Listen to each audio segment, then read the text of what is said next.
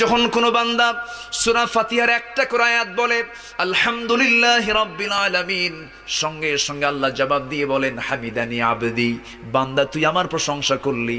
আর রহমানির রহিম যখন বলে আল্লাহ বলেন আসনা আলাইয়া আবদি। মালিক ইয়াউমিদ্দিন যখন বলে আল্লাহ বলেন মাজ্জাদানি আবদি।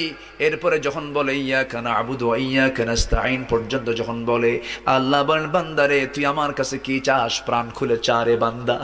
ইহদিনাস সিরাতাল মুস্তাকিম থেকে শুরু করে নিয়া ওয়ালাদ-দাল্লিন পর্যন্ত যখন বান্দা বলে তখন আল্লাহ বলেন বান্দা নামাজের মধ্যে এমন প্রেমের খেলা খেললি বান্দা, তুই যা চাইলি সব আমি আল্লাহ কবুল করলাম।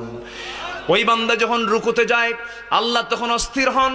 ওই বান্দা যখন সিজদায় যাওয়ার জন্য প্রস্তুতি নাই, সমস্ত ফেরেশতাকে ডাক দিয়ে বলেন ও ফেরেশতারা, এই বান্দাগুলো আমাকে দেখলো না, রাসূলকে দেখলো না, কোরআনকে দেখে হাদিসকে বিশ্বাস করে আমাকে খুশি করার জন্য তার সবচেয়ে সম্মানজনক জায়গা সিজদা আমাকে দেওয়ার জন্য, তার মস্তক আমাকে দেওয়ার জন্য কিভাবে সঁপিয়ে দিচ্ছে।